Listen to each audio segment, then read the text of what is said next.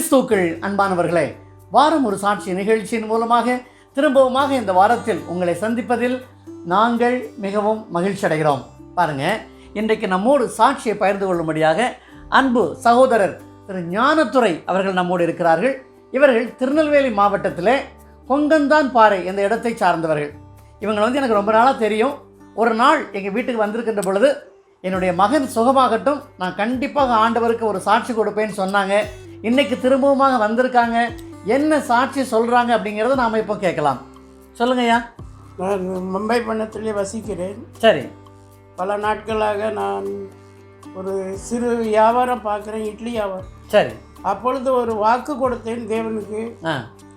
அநேக மக்களுக்கு நான் சுவிசேஷத்தையும் எடுத்து சொல்லுவேன், டாக்ஸ்களும் கொடுப்பேன், வியாதியஸ்தர்களுக்கும் கொடுப்பேன் என்று நான் என்னுடைய சிறு வியாபாரத்தை பார்த்து கொண்டு இருந்தேன். சரி. ஆனாலும் என்னுடைய பழக்கம் ஒரு தம்பாக்கு, வெத்தலை இதெல்லாம் விட முடியாத பழக்கம்.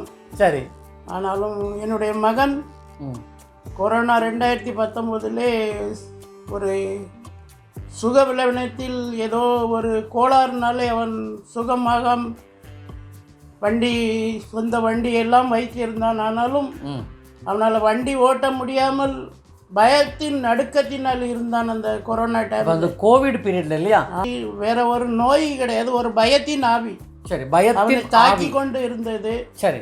வீட்டை விட்டு வெளியே போக மாட்டான், வீட்டு அறை ரூம்லேயே படுத்து கொண்டே இருப்பான். சரி. அப்பொழுது ஜெபிக்கலாம் வாங்கல் நிகழ்ச்சி வரும் பொழுது நாங்கள் குடும்பமாக இருந்த பேர பிள்ளைகள் மகா எல்லாரும் அவன் தலையின் மேல் வைத்து ஜெபம் பண்ணுவோம். ஆனாலும் ஒவ்வொரு நாளும் கொரோனா டைமில் நான் ஆலயத்தில் போய் ஜெபம் பண்ணி, சாவி என்னுடைய கையில் இருக்கும், 2 நேரம் போவேன், தூத்து ஜெபம் பண்ணி மெழுகுவத்தி பற்ற வைத்து என் மகன் சுகன் ஆகணும் அப்படின்னு நான் ஜெபிச்சுட்டு வருவேன். சரி. அந்த கொரோனா டைமில் ஒரு நாள் என்னுடைய ஆலயத்தில் ஒரு புக்கை பார்த்தேன்.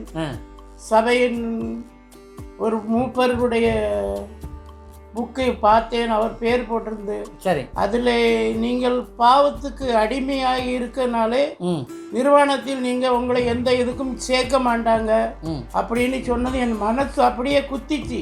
சரி. நான் ஆலயத்தை ஒவ்வொரு நாளும் கழுவேன், வாரந்தோறும் கழுவேன். சரி. ஆனாலும் தேவன் எனக்காக சிலுவையில் அறையப்பட்டார், எனக்காக சிந்தின இரத்தம் என்று உணர்ந்தேன். அப்பொழுது என் தம்பாக்கெல்லாம் எடுத்து தூர போட்டு விட்டேன். ஆமென். ஆமென். கர்த்தர் ஒரு பெரிய அற்புதத்தை எனக்கு செய்தார். சரி. அவன் சிறு சிறு நாட்களாக அவன் சுகம் கிடைக்கும் இருந்தான். ஆனாலும் வேலைக்கு போவேன் என்று காலையில் எந்திரிச்சு கரெக்டாக போயிடுவான், ராத்திரி 10 மணிக்கு வருவான். அப்பொழுதும் பையன் வேலைக்கு போகிறான்னு தான் என் மனசுலே நினைத்து கொள்வேன். சரி. 1 ரூபாய் கொண்டு வந்து தரமாட்டான். டெய்லி 50 ரூபா நான் கொடுப்பேன், 1 ரூபா எனக்கு தரமாட்டான், அடுத்த மாதம் சம்பளம் கிடைக்கும், இப்படி தான் சொல்லுவான். அப்படி ஒரு 3 வருஷம் நாங்கள் காலம் கழித்தோம். அதற்கு பிறகு இந்த வீட்டையே நாங்கள் சொந்த வீட்டை காலி பண்ணி வசாய் பட்டணத்துக்கு வந்தோம். அப்பொழுது இந்த போதகரை நான் சந்தித்தேன். என் மகனுக்கு சுகம் கிடைக்கணும், நாங்கள் ஜெபிக்கிறேன் எல்லாம் சொன்னாங்க.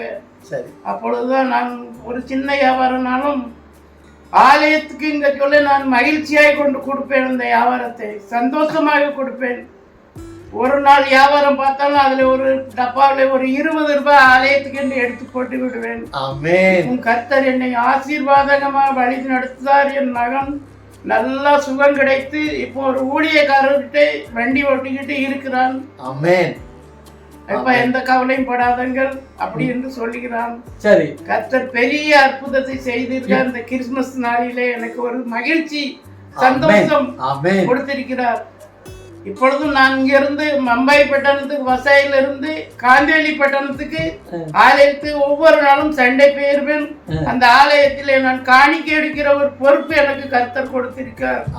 நான் ஒவ்வொரு இடத்திலையும் இட்லி வியாபாரம் பார்க்க சொல்ல தெருவிலே போன மாதிரி எனக்கு அந்த பிச்சை எடுக்கிற ஒரு வியாபாரம் கொடுக்கல. ஆலயத்தில் ஒவ்வொரு மக்களிடத்திலும் நான் காணிக்கை வைக்கும் பொழுது சந்தோஷமாக எடுப்பேன். ஒரு கவலை கண்ணீரெல்லாம் அவர் மாற்றி கொடுத்திருக்கார். நன்றி, உங்களுக்கு நன்றி.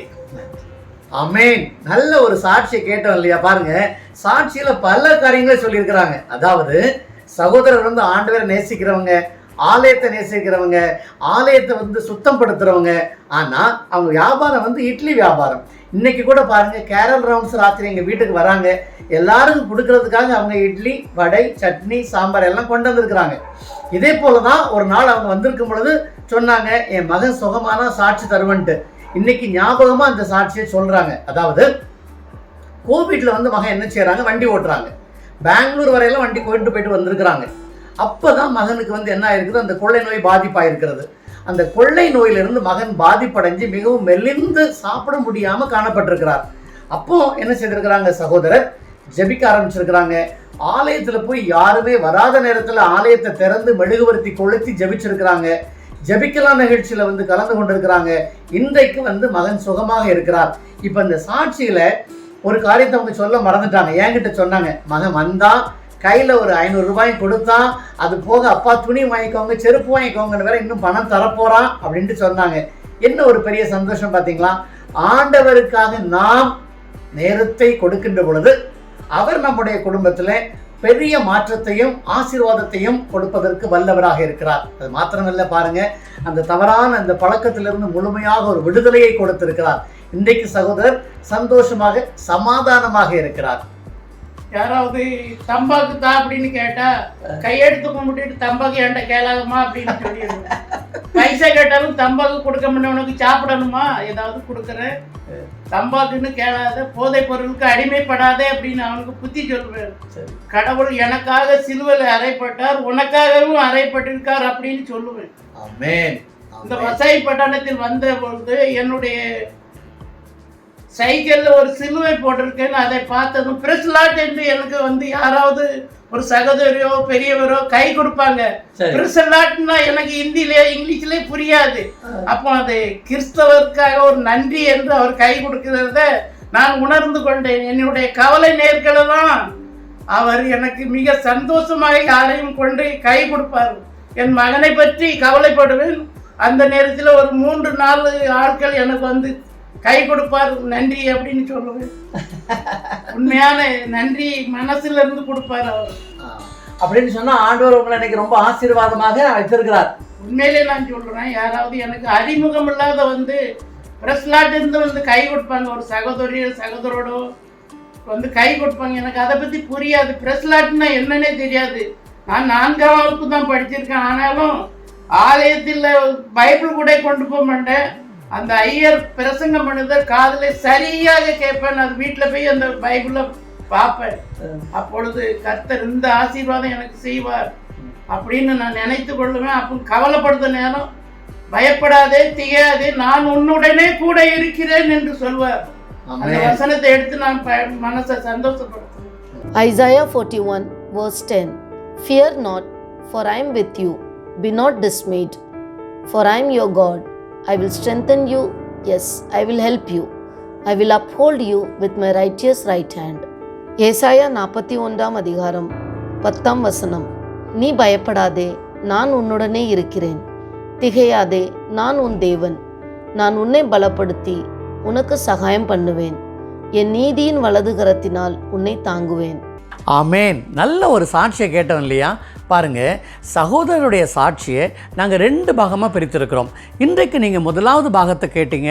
அடுத்த பாகம் வருகின்ற வெள்ளிக்கிழமை நீங்கள் கேட்க இருக்கிறீங்க. அதுவரை கர்த்தர் தாமே உங்களை ஆசீர்வதித்து பாதுகாத்து வழிநடத்துவாராக. ஆமேன்.